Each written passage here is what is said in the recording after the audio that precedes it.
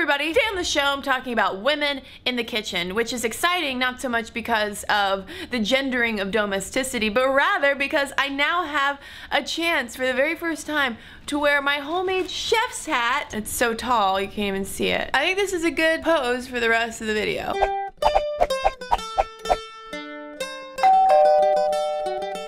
This week's Ask Kristen question is coming from Calda. How and when and who came up with the idea of women being in the kitchen and cleaning and taking care of the household? Quick disclaimer that I cannot sit here and offer you an entire cross-cultural comprehensive history of the concept of separate spheres. I'm about to paint in broad brush strokes by virtue of biological determinism and the fact that women have the babies. There has usually been that relegation of women to the private sphere. The domestic sphere wasn't always seen as such a terrible place for women, particularly if we look in pre-industrial revolution America. A lot of the households were functioning as their own individual cottage industries. There was a lot of work that women needed to do in order for those households to survive. Pre-Civil War, during the antebellum period, this idea of Republican motherhood really took hold and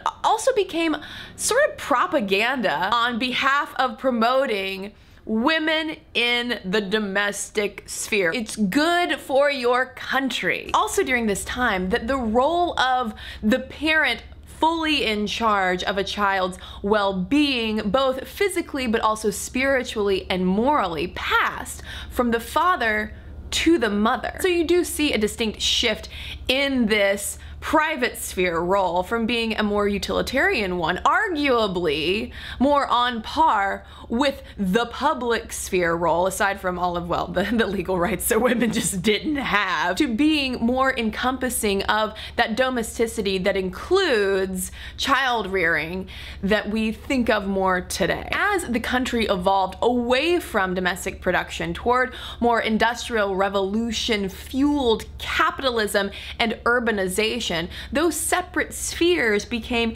even more distinct. Really reached a fever pitch in the Victorian and Edwardian eras with this so-called cult of domesticity and true womanhood. And it wasn't just men being jerks and saying, "Woman, stay home and cook me dinner." Women also instructing other women through, for instance, women's magazines and other kinds of publications that had all of these instructions for how to be an appropriate wife and mother and cultivate a household that is both socially appropriate and even enviable, because that is your role. Women became the moral center of the household who would balance against men's baser instincts, which is still such a tired trope. After we get through World War I and we have the rise of technological developments and these labor-saving devices that make housekeeping a completely different and less labor-intensive task. And then on top of that, you have the rise of so-called scientific parenting. The first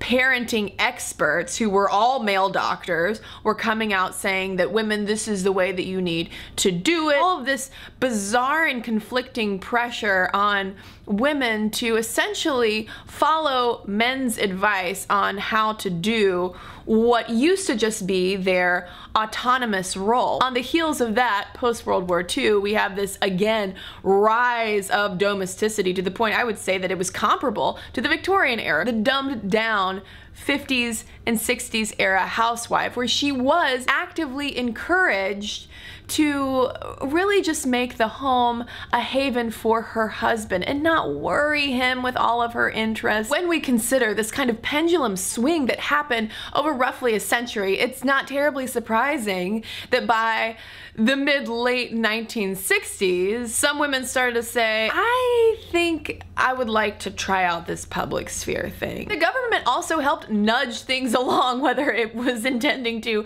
or not, with, for instance, the FDA's approval of the very first oral contraceptive. Also, the passage of the 1964 Civil Rights Act, which, in addition to other things, barred sex discrimination in the workplace. There has always been this very close relationship between civic needs, government priorities, and what's going on in the household. And unfortunately, for most of history, women have just sort of been pawns in the game because we had no rights for a very long time. Of course, this concept of separate spheres is far older than the United States, but really fascinating to see how in this context of how this nation evolved, that evolved alongside it. And also, y'all know how I am. I am a firm believer in looking to the past to understand more fully where we are in the present. Also want to emphasize that I have been painting in broad and largely lily white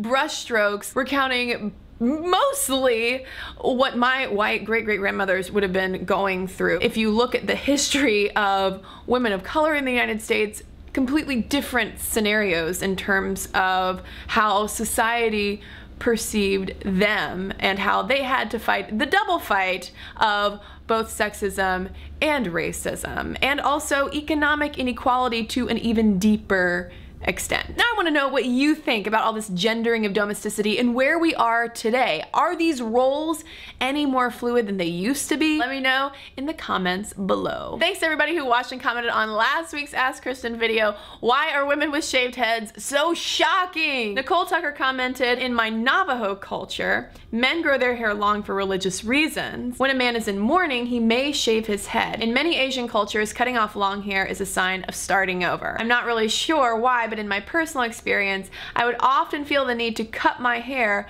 when starting anew with myself. Scott Potter commented, I think it's worth bringing up the trope of bald alien woman. Often the alien women we're supposed to sympathize with or cheer for have hair or a structure that replaces hair, while the villains or otherworldly women are bald. Compare Nebula in Guardians of the Galaxy to her sister Gamora. And as always, friends, be sure to ask me your questions so I can give you some answers.